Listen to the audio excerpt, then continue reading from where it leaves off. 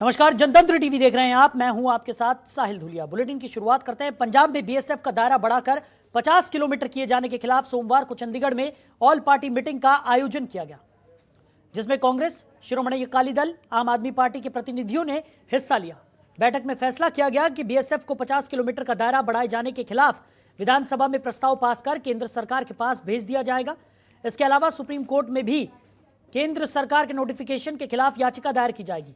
वहीं बैठक के बाद मुख्यमंत्री चरणजीत सिंह चन्नी ने कहा कि कानून व्यवस्था राज्य का मुद्दा होता है, लेकिन केंद्र सरकार ने अधिसूचना जारी कर राज्य के अधिकारों पर डाका डाला है, जिसके लिए सभी पार्टियां मिलकर संघर्ष करेंगी। जरूरत पड़ी तो प्रदर्शन और सत्याग्रह भी किया जाएगा।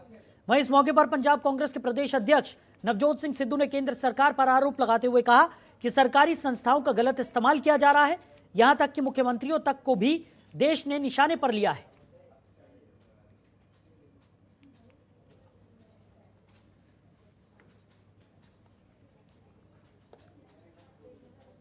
ਇਸ ਮੁੱਦੇ ਨੂੰ ਪਹਿਲਾਂ ਵਾਲੀ ਥਾਂ ਤੇ ਲਿਜਾਣ ਲਈ ਅੱਜ ਸਰਬਸੰਮਤੀ ਦੇ ਨਾਲ ਮਤਾ ਪਾਸ ਕੀਤਾ ਕਿ ਜਿਹੜਾ ਇਹ ਨੋਟੀਫਿਕੇਸ਼ਨ ਹੋਇਆ ਇਸ ਨੂੰ ਤੁਰੰਤ ਰੱਦ ਕੀਤਾ ਜਾਵੇ ਤੇ ਸਾਰੀਆਂ ਪਾਰਟੀਆਂ ਇਸ ਤੇ ਸਹਿਮਤ ਹਨ।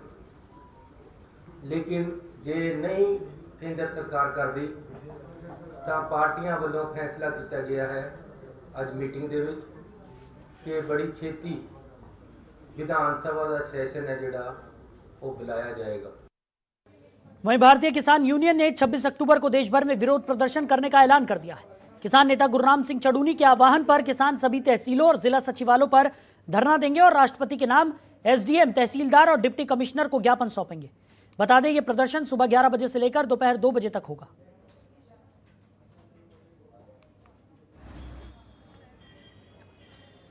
तो खबर पर ज्यादा जानकारी के साथ हमारे सहयोगी ओपी शर्मा हमारे साथ जुड़ गए। ओपी, क्या कुछ निकलकर सामने आ रहा है जिस तरीके से एक बार फिर प्रदर्शन की तैयारी में किसान है? देखिए साहिल, लखीमपुर खीरी में जिस तरीके से जो किसान कार्यकर्ता जो मारे गए थे उसके बाद से ही कहीं ना कहीं जो हरियाणा में सर्व जो किसान संघ है वो कहीं ना कहीं सरकार के ऊपर हमलावर है और इसी के चलते जो है एक बार फिर एक हफ्ते में दूसरी बार कल जो है पूरे हरियाणा में प्रदर्शन किया जाएगा। इस बार किसी भी तरह का जो है वो बंद का आंदोलन या रास्ते रोकने की कॉल नहीं है, लेकिन यह कि सभी जिलों और तहसील लेवल के ऊपर किसान संगठनों की तरफ से धरना दिया जाएगा ताकि जितने भी अजय मिश्र या उनके बेटे जितने तरह के जितने भी तमाम लोग जो उसमें दोषी हैं उन सबको तुरंत प्रभाव से गिरफ्तार करके पीड़ितों को इंसाफ दिलाया जाए। जो धरना प्रदर्शन है वो सुबह 11 बजे से लेकर 2 बजे के बीच में जो है जिला लेवल पर किया जाएगा और इसके लिए बाकायदा हरियाणा में किसान संगठनों की तरफ से बाकायदा तैयारी करवा दी गई है और अब देखना होगी कल 11 बजे जैसे ही होते हैं तो वो अपना जो है धरना वहाँ पर शुरू करेंगे। जी ओपी, वहीं अगर बात की जाए प्रशासन की तरफ से क्या कुछ तैयारियां की गई हैं, क्योंकि इससे पहले भी देखने को मिला है कि कई जगहों पर जब प्रदर्शन किया गया है किसान यूनियन की तरफ से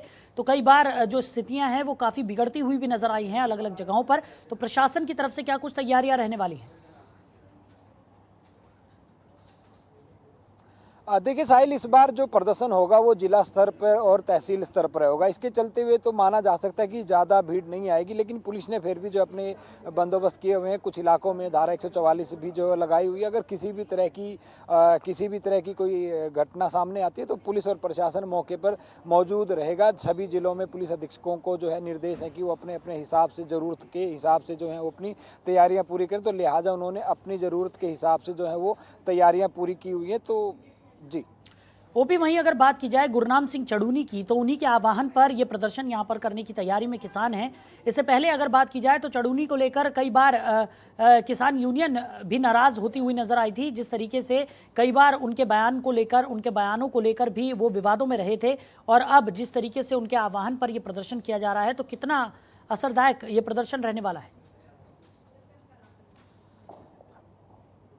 देखिए साहिल, अगर हम गुरनाम सिंह चढ़ूनी की बात करें तो गुरनाम सिंह चढ़ूनी ने पिछले दिनों जो है कई बार ये जो अपने बयान दिए थे जिसमें उन्होंने कहा था कि किसानों को चुनाव लड़ना चाहिए और अपनी सरकार बनाना चाहिए वरना तब तक जो है व्यवस्था नहीं बदलेगी। लेकिन जो संयुक्त किसान मोर्चा है उसने उसका समय समय पर विरोध किया और आपको इतना भी याद होगा कि एक बार तो गुरनाम सिंह चढ़ूनी को जो है संयुक्त किसान मोर्चा से निष्कासित भी कर दिया गया था। लेकिन इस बार जो उनका मुद्दा है वो लखीमपुर खीरी में जो भी किसान जो मारे गए थे इस दुर्घटना में और जो उसके जितने भी दोषी दोषी लोग हैं तो वो उसके उन सभी को सजा वो दिलवाना चाहते हैं। और इस बार अब तक जो है संयुक्त किसान मोर्चा का किसी भी तरीके से जो है अब तक इस कल के आंदोलन को लेकर है जो है विरोध सामने नहीं आ रहा है। जी चलिए ओपी, आप बने रहिए हमारे साथ, आगे भी आपसे हम जानकारी लेते रहेंगे। बढ़ते हैं आगे, बात करते हैं चंडीगढ़ की। चंडीगढ़ में सीएम मनोहर लाल ने मुख्यमंत्री आवास पर बीजेपी के कर्मचारी और शिक्षक प्रकोष्ठ के कार्यकर्ताओं के साथ संवाद किया, जिसमें मुख्यमंत्री मनोहर लाल ने कर्मचारियों और सेवानिवृत्त कर्मचारियों से जुड़ी कई समस्याओं का समाधान किया।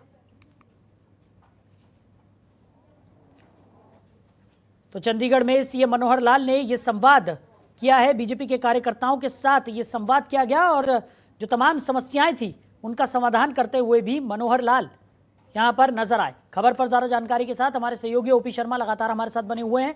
ओपी, क्या कुछ निकलकर सामने आ रहा है? जिस तरीके से सीएम ने आपको बता दें कि भारतीय जनता पार्टी के कार्यकर्ताओं के साथ संवाद कार्यक्रम का आयोजन यहां पर किया गया था, जिसमें सीएम ने कई समस्याओं का समाधान भी किया।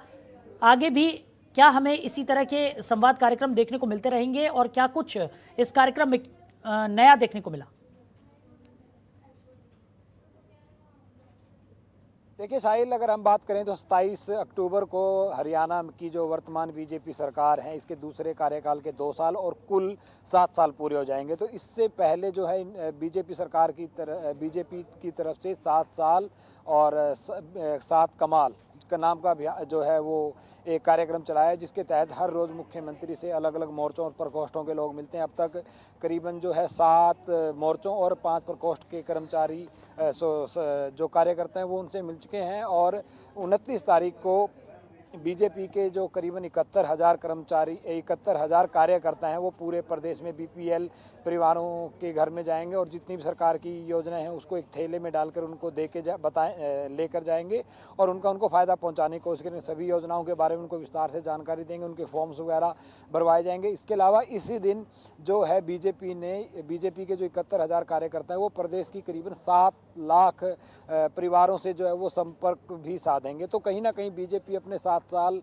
और 7 कमाल को लेकर ये जो कार्यक्रम वो है चला रही है। इसके अलावा बीजेपी सरकार के 7 साल पूरे होने के मौके पर शायद 1 नवंबर को हरियाणा के किसी भी एक ज़िले में सरकार की या बीजेपी की तरफ से एक बड़ी रैली की भी सुबह चला रही है। हालांकि अभी तक रैली का जो है वो डेट प्लान नहीं हुई है, लेकिन अंदर खाते पता लग रहा है कि 1 नवंबर को हरियाणा में एक बीजेपी की तरफ से जो है एक बड़ी रैली की जाएगी। इससे पहले अगर हम बात करें तो सभी प्रकोष्ठों के लोग जो है उनसे मिले हैं और अभी पिछले दिनों बीजेपी की जो है हरियाणा बीजेपी परिषद है उसकी भी बैठक करीबन 2 दशक के बाद हुई है। तो बीजेपी भले ही किसान आंदोलन के चलते गाँवों में और शहरों में उनका विरोध किया जा रहा है, लेकिन बीजेपी की संगठनात्मक दृष्टि से बीजेपी का कोई काम नहीं रुका है। प्रदेश अध्यक्ष ओम प्रकाश धनखड़ हैं, वो बाकायदा हर रोज किसी ना किसी प्रकोष्ठ की मीटिंगें लेते हैं और उनको समय समय पर निर्देश देते हैं। कोरोना काल में भी जो है बीजेपी ने इसी तरीके से काम किए थे। तो अब जो बीजेपी के 7 साल और 7 कमाल का जो कार्यक्रम 27 तारीख को जो वो 7 साल है इस पर पूरा हो जाएगा, तो उसके बाद एक बड़ी रैली होगी।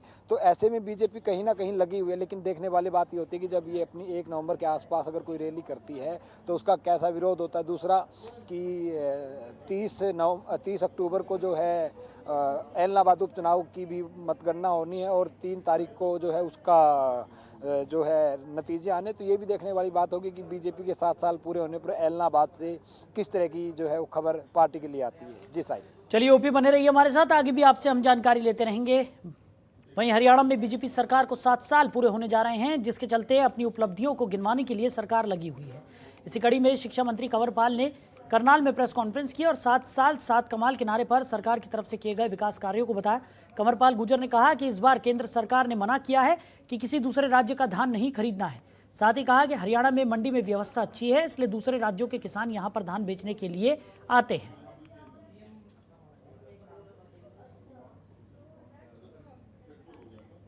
परेशानी का सामना करना पड़ रहा है? देखिए, पहले बाहरी लोग इसलिए धान बेचने के लिए आते थे क्योंकि हमारी व्यवस्था बहुत अच्छी है, हमारा जो मंडी का सिस्टम है जो सारा बहुत अच्छा है, इसलिए जो आसपास के प्रदेश थे वो अनाज बेचने के लिए आते थे।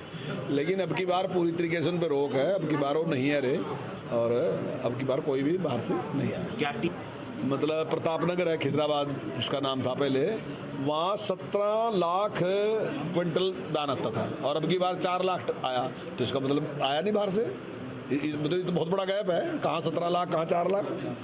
परेशानी का सामना करना पड़ रहा है? देखिए, तो खबर पर ज्यादा जानकारी के साथ हमारे सहयोगी ओपी शर्मा लगातार हमारे साथ बने हुए हैं। ओपी, क्या कुछ निकलकर सामने आ रहा है? जिस तरीके से कंवरपाल गुर्जर का कहना है कि इस बार जो धान है वो बाहर से नहीं खरीदा जाएगा। देखिए साहिल, अगर हरियाणा की बात करें तो हरियाणा सरकार ने अपनी एक नई नीति जो है, एक नई योजना लॉन्च की है जो मेरी फसल मेरा ब्यौरा है। इसके तहत हरियाणा की सभी ज़मीनों का जो रिकॉर्ड है वो डिजिटल, मतलब एग्रीकल्चर जो लैंड है उसका जो रिकॉर्ड है वो डिजिटल कर दिया गया है। और उसके तहत किसान जब भी अपनी फसल की बिजाई उस ज़मीन में करता है तो उस वेब पोर्टल पर जाकर वो अपनी फसल जो है उसके ऊपर जो है रजिस्टर करता है कि मैंने अपनी ज़मीन में कपास, नरमा, गेहूँ या जो भी पैदावार की है उसकी वो पैदा करती है। और आपको मैं बता दूं कि हरियाणा में जो धान है वो केंद्र खरीदता है, यानी कि जो एमएसपी है वो केंद्र की तरफ से डिसाइड किया गया है। तो ऐसे में हरियाणा की अब बात आती है कि पश्चिमी यूपी या पंजाब या जो बॉर्डर इलाके उनका धान नहीं खरीदा जाएगा। दरअसल ये है कि हरियाणा की अगर हम एक तरफ देखें तो हरियाणा और उत्तर प्रदेश में जो यमुना नहर है वो एक बॉर्डर है, लेकिन बॉर्डर यमुना नहर के पार जो कुछ किसान हैं जो लंबे समय से खेती कर रहे हैं, भले ही वो उत्तर प्रदेश में हैं, लेकिन उनका जो लेन देन है वो हरियाणा की मंडियों में सालों से चला रहा है। क्योंकि इससे पहले मेरी फसल मेरा ब्यौरा नाम की योजना नहीं थी तो उनको किसी आड़ती के माध्यम से अपनी फसल बेचने में कोई दिक्कत नहीं होती थी।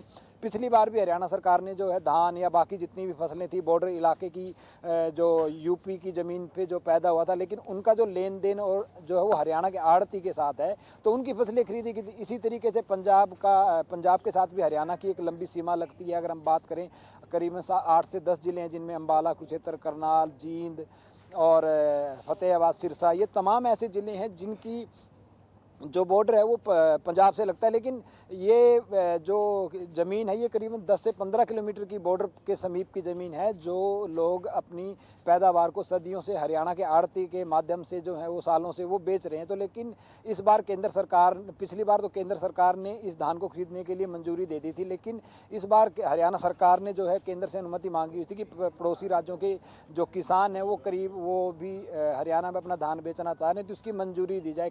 करीबन 52 से 53 हज़ार ऐसे किसान हैं जिसमें से करीबन 27 हज़ार जो किसान हैं वो यूपी के हैं और करीबन बाकी बचते हुए 22 से 23 हज़ार जो किसान हैं वो पंजाब से लगते हुए। लेकिन इस बार अब तक जो है वो मंजूरी नहीं मिली क्योंकि एमएसपी के तहत जितना भी धान खरीदा जाना है उसका पैसा केंद्र सरकार देगा। हरियाणा सरकार अपनी जेब से जो है पैसा नहीं दे, लेकिन हरियाणा की ज़रूरतों के हिसाब से जो है वो इस बार करीबन 60 लाख मैट्रिक टन हरियाणा सरकार को उम्मीद है कि इस बार हरियाणा की मंडियों में 60 लाख मैट्रिक टन जो है धान की आवक होगी। ऐसे में जो बाकी लगते हुए 51 हज़ार किसानों का धान है वो खरीदने की मंजूरी सरकार ने मांगी हुई थी तो वो मंजूरी नहीं मिली। अगर मंजूरी नहीं मिलती है तो हरियाणा सरकार जो है पड़ोसी राज्य पंजाब हो या फिर उत्तर प्रदेश हो उनके किसानों का जो है उनकी ज़मीन पे पैदा हुए धान को हरियाणा की मंडियों में एमएसपी पर नहीं खरीदा जाएगा। जी चलिए ओपी, हमारे साथ जुड़ने के लिए, इन तमाम जानकारियों के लिए आपका बहुत शुक्रिया। खबरों के निष्पक्ष विश्लेषण के लिए सब्सक्राइब करें Janatantra TV and press the bell icon. Never miss any update.